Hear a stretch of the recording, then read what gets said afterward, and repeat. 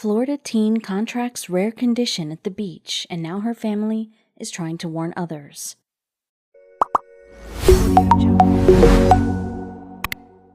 When booking a beach vacation, the last thing most people think about is something going wrong. After a full sharkless day of play in the ocean, one Indiana family continued on their happy vacation without a care in the world. However, something in the water wasn't ready to bid them farewell, and it plunged one family member into a fight for her life. When 12-year-old Kylie Parker and her family first set off on their trip to Destin, Florida, they anticipated a vacation full of sun, sand, and relaxation. But when it finally came time to ditch the gloomy Indiana weather for the Florida sunshine, things immediately got off to a bumpy start. While Florida is known for its warm weather, it's also known for its rain, which came down non-stop as Kylie and her family landed in the Sunshine State. It rained the next day and the day after that, leaving a dark cloud, both figuratively and literally, over their vacation. Finally, the poor weather passed, though the Indiana family didn't find soft sand and gentle waves when they ventured down to the beach. The storms churned up some pretty dangerous waves, and beachgoers were only permitted to enter the water ankle deep. Still, the family wasn't going to let a bit of bad luck ruin their good time, and so they happily made the most of the time at the beach that they had. All the while, however, an unseen threat was lurking in the water, and it decided to make Kylie its next victim. The following morning, Kylie woke up with a nagging pain in her right calf, though her mother Michelle assumed it was just a Charlie horse. They wrote it off and went on with their day, believing the pain would eventually subside. Unfortunately, it didn't. The next day, the pain intensified to an unimaginable level, preventing Kylie from even standing on her feet. When it reached the point that Michelle had to carry her daughter to get her from place to place, the family realized this was no ordinary Charlie horse. Upon returning to Indiana, Michelle brought Kylie to the doctor, who told her to pack a bag and head for the ER. There, she was immediately taken in for an MRI, and after getting the results, they were shocked at what they saw. Apparently, Kylie had contracted necrotizing fasciitis, a rare flesh-eating bacteria that likely entered her body through a small scrape on her foot. And there was no time to speculate now. If doctors didn't act fast, Kylie stood a great chance of losing her leg, or worse, her life. They started by pumping her body full of fluids to prevent her blood pressure from dropping any further, though within a matter of hours, Kylie began slipping into septic shock. The doctors immediately took several more scans of her leg, which led them to a terrifying discovery. Not only had a large pocket of the infection collected behind her right knee, but it had also begun to spread rapidly throughout her body. If there was any chance of saving Kylie's leg, doctors needed to operate, and they needed to do it now. Kylie was rushed into emergency surgery, where surgeons worked around the clock to remove as much of the infection as they could before it could continue upwards through her body. Unfortunately, this initial operation just wasn't enough. In the days that followed, Kylie underwent 2 more surgeries, after which the doctors deemed her free of infection.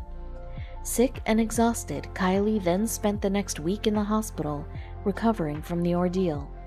With rows of stitches in her leg, a heavy bandage, and an IV in her arm, Kylie was finally allowed to return home. However, the following months would prove to be the most difficult part of her recovery. Between the damage done to her leg by the bacteria and the extensive surgeries, Kylie needed months of physical therapy in order to learn how to walk again. For Michelle, however, this was a small price to pay to have her daughter well again. "We are not completely better, but we are on the road to recovery," Michelle wrote on Facebook. "We will have numerous doctor's visits, physical therapy, and blood work to continue, but all that matters is my girl is alive."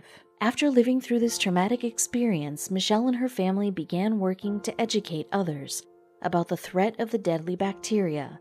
With over 100 million tourists traveling to Florida each year, the risk of contracting this kind of infection is higher than ever. "I wanted to share her story in hopes that it may help save someone else," Michelle continued in her post. "We are sharing because this is so critical and so many people don't know about this.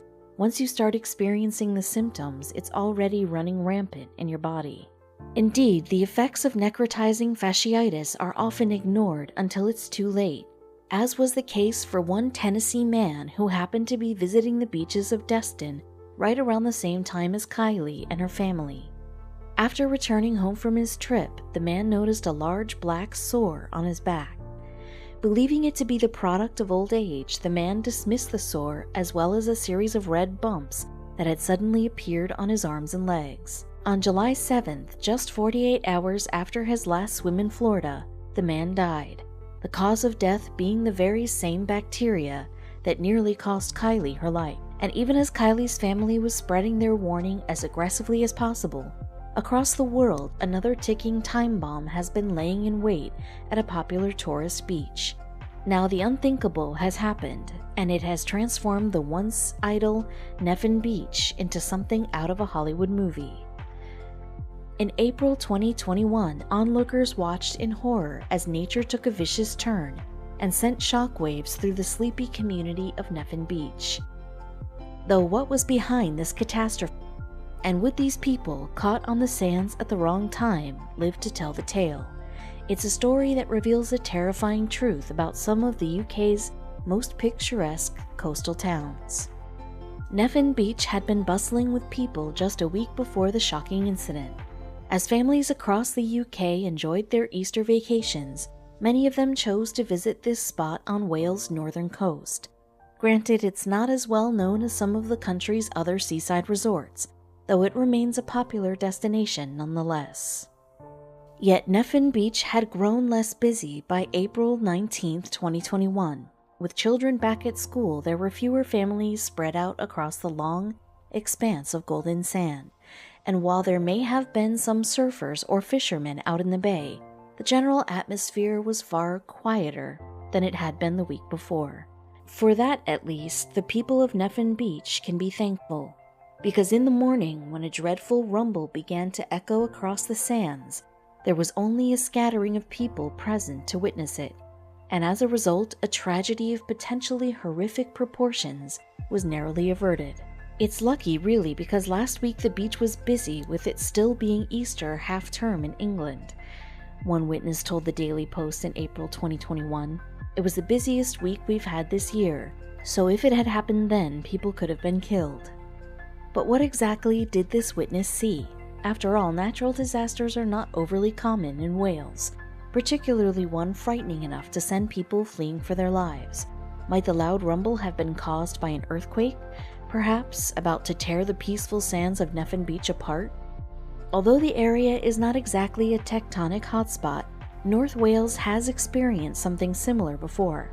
Back in 1984, for example, the Llyn Peninsula, where Neffin Beach is located, shook with tremors that clocked 5.4 on the Richter scale. In fact, it was the most powerful earthquake in recorded history to ever strike mainland Britain. Or perhaps this part of the Welsh coast was about to be consumed by an incoming tsunami. After all, these terrifying waves are typically caused by earthquakes occurring offshore.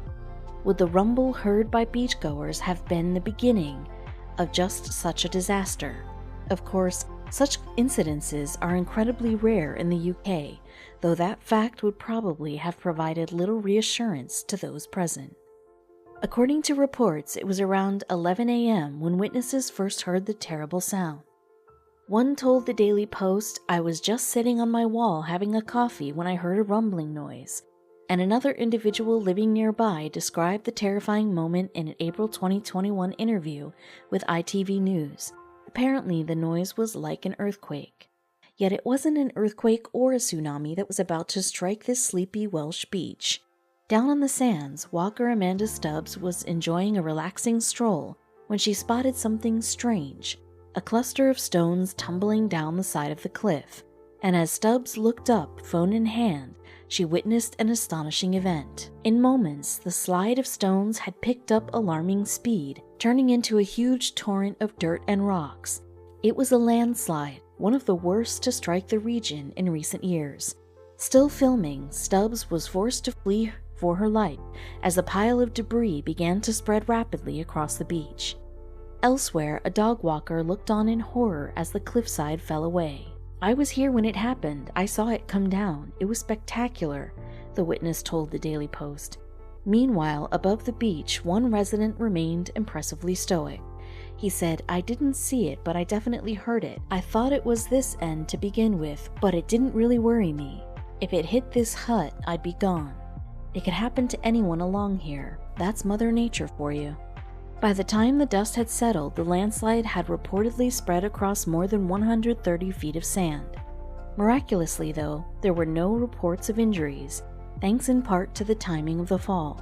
Speaking to The Sun in April 2021, local Elise Leishan said, "It is so lucky that no one was on the beach on a Monday morning. Yesterday it was full of people. They would stand no chance if they were caught by that landslide," Leishan continued. It is incredible. Yet even though the disaster did not claim any lives, property owners were left reeling as their gardens collapsed onto the beach below. Later, witnesses spotted items of furniture poking out of the debris. Resident Melvin Jones has owned a property at the top of the cliff since around 2011, and the local told Yahoo News that he'd been left devastated by the landslide.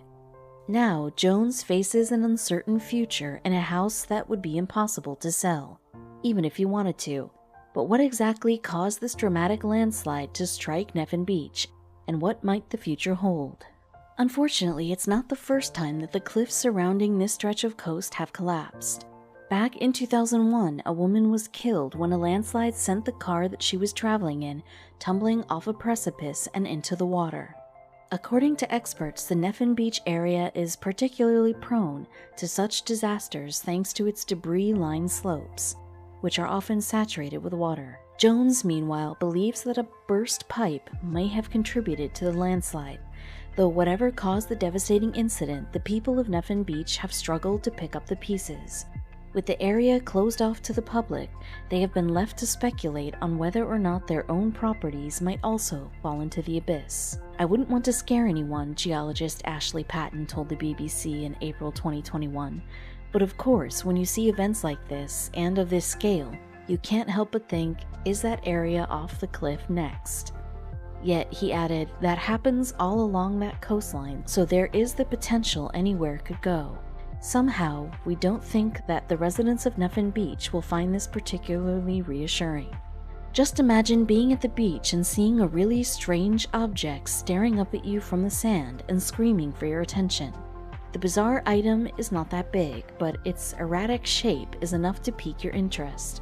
Similar to the root of a plant, the thing has a number of ends that all spiral off in different directions. You then pick up this object from the shore, but you quickly realize that it isn't organic. It feels much more solid than that, almost as if the thing was made of glass. Given that, then, you can quite confidently rule out the possibility that it's come from a plant. This object is undeniably different to anything you've ever encountered before. What is it, and why has it shown up now? But as you ponder questions such as these, a thought suddenly dawns on you. Is it possible that the strange object's sudden appearance has something to do with last night's storm? Though you can't confirm it yet, it turns out that you're on the right track with this line of thinking. Objects such as this one can, in fact, show up on Earth in the aftermath of intense weather events. And more than that, it turns out that they're far more common than you'd imagine. These weird objects are often found underground, completely out of view from all of us here on the surface. If we were so inclined, though, we could probably dig them out of the beaches that regularly experience stormy conditions. But what are these things, and what exactly is going on during storms that leads to their creation? If you were to undertake a little research, you'd learn that these structures are known as fulgurites. As we've seen, they can come into being after a particularly nasty storm has taken place, but they've also been known to appear in the wake of other powerful events, including meteor strikes. Fulgurites have been found in all corners of our planet, from the beaches of the US west coast all the way to the Sahara. A couple of centuries ago, meanwhile, a young scientist from England took note of the structures in his homeland. This person, as it happened, was Charles Darwin. Darwin wrote that the fulgurites found in England had been huge, measuring up at around 30 feet long. The thing is, there's a chance that this number was vastly overstated. In modern times, after all, the longest fulgurite ever to be uncovered was a little over half that length. A 16-foot-long fulgurite was uncovered in Florida back in 1996. It was found by a team headed up by Martin A. Uman, a professor from the University of Florida.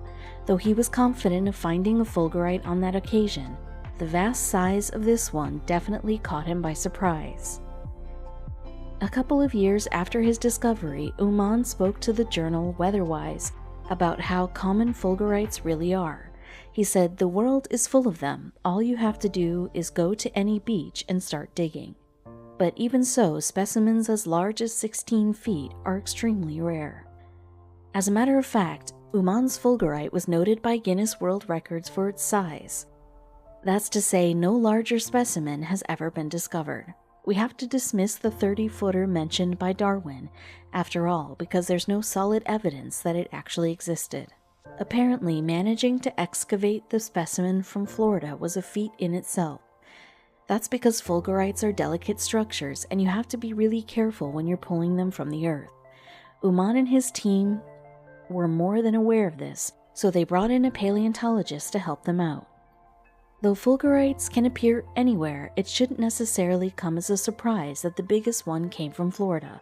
After all, we've already noted that the structures tend to materialize in the wake of intense weather events, and the Sunshine State, of all places, is known for the frequency of its storms. A huge number of thunderstorms are recorded each day and every year all over Florida, though the majority of them tend to hit the Everglades, Lakeland, and all the areas in between the two. Generally speaking, this stretch of land will see anywhere from 100 to 130 storms every year, according to Weather Underground. The Florida cities of Fort Myers and Tampa also experience plenty of thunderstorms each year. On average, the website notes that they are hit by 92 and 78 respectively. Some places have even been known to experience several different storms during the same day. Over in Cape Canaveral, for example, meteorologists once noted 6 individual storms throughout the same 24-hour period. Given the extreme weather events that are so common to Florida, then, it's no wonder that Uman and his team found the record-breaking fulgurite there. After all, the conditions of the state mean that it's probably among the top places to dig these structures up. So if you fancied searching for them, Florida would be a good place to start. Fulgurites are stunning objects, so for that reason alone, they can be tantalizing discoveries, but they're also fascinating from a scientific perspective as well, as we have been aware of these objects for a long time now, though the explanations for them were once a little more mystical. The ancient Greeks worshipped the deity known as Zeus, a figure who they believed controlled the weather. In many depictions of the god, Zeus holds projectiles that he would toss down to earth when he was angry. His missiles would then land in the midst of a storm. Long after ancient Greek civilization had passed, the belief that objects fell from the sky during storms remained.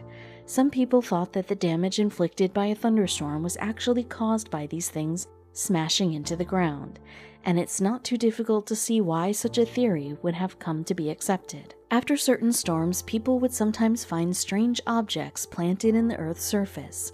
These things, of course, would eventually come to be referred to as fulgurites. But given their otherworldly appearance, it's not unreasonable that our forefathers once thought they'd been hurled from the heavens. There are certain characteristics common to all fulgurites. Though they do come in different shapes, sizes, and colors, generally speaking, they are hollow in the middle, with tough, uneven outsides. But their measurements vary, and fulgurites can show up with colors ranging from green, tan, black, and white. A more archaic understanding of fulgurites implied that the structures were transported to Earth by bolts of lightning. As a matter of fact, the term fulgurite is itself evident of this particular belief. The word has its roots in Latin, coming from the word fulgur. For reference, this translates to English as lightning. But fulgurites in reality are actually created by bolts of lightning, rather than simply being transported by them. When a bolt hits the ground, a sort of imprint is created and left to rest there, and this is what creates fulgurites. which are also referred to as petrified lightning. These petrified lightning specimens are created because of the extreme temperatures that surround the bolts of lightning. According to Mental Floss, the air surrounding them heats up to more than 50,000 degrees Fahrenheit, which is really difficult to fathom. To put it in perspective, the sun's exterior hits temperatures of roughly 5 times less than that. So there are obviously consequences when lightning comes into contact with the surface of the earth. If it hits a beach or a mountain, say, then there's a good chance that a fulgurite will form. Basically, the heat of the lightning causes the particles in these surfaces to melt and reform really quickly as fulgurites. Sand fulgurites are more prevalent than rock ones, but the latter type aren't impossible to find. Rock fulgurites tend to be discovered at the apex of a mountain or near the top. They show up on the face of the rocks, looking something like veins or arteries stretching out in different directions.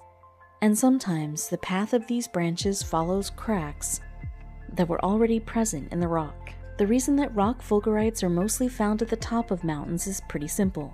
Basically, the mountains tend to soak up lightning bolts that are unleashed during the storms. That's why you'll find rock fulgurites at the highest point of ranges all over the world, from the Alps in Europe to the Rocky Mountains of North America.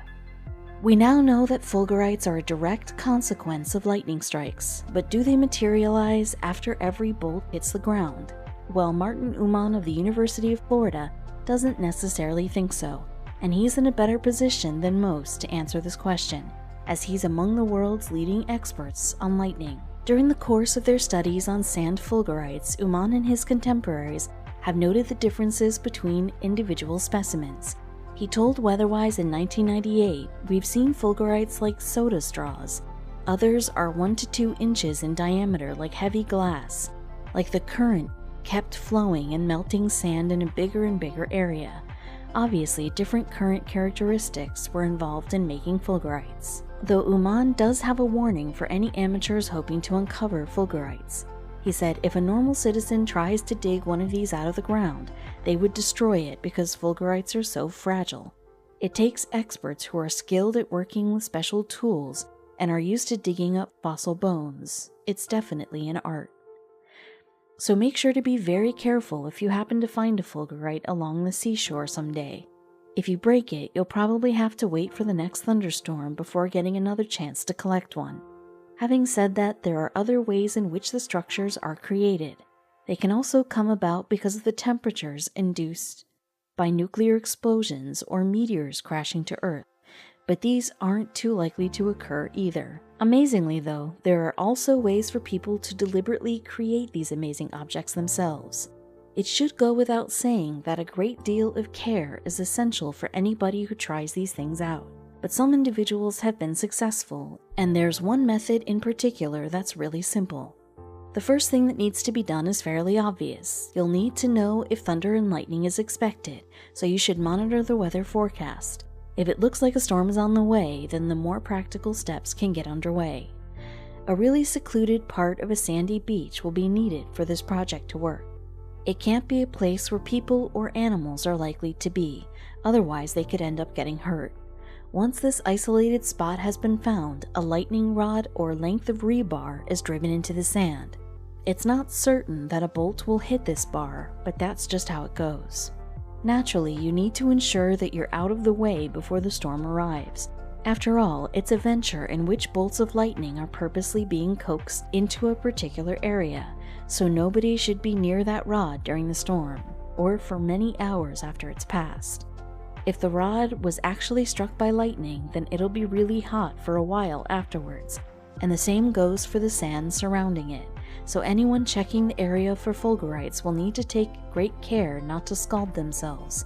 But if everything went well, then they should have a specimen of petrified lightning to show for their efforts. There's another method for purposely creating fulgurites that some people have made use of. According to Thought Co., you can use a transformer in order to create an artificial lightning bolt, which is then directed into silica material. This process can be effective, but the resulting fulgurite will likely be less impressive than naturally produced ones. As Uman explained to Weatherwise, the man-made fulgurites would probably be much smaller than their natural counterparts. The professor said the artificial specimens would be no longer than 4 or 5 inches. You really need high voltage to make a long spark. Lightning makes a spark about 10 miles long. Uman initially started to look out for fulgurites simply because he was curious about them, and this isn't surprising given his academic expertise on lightning. But as time went on and he came to learn more about them, his interest in the structures themselves deepened. As he reflected to weatherwise, they're beautiful, they've become an obsession.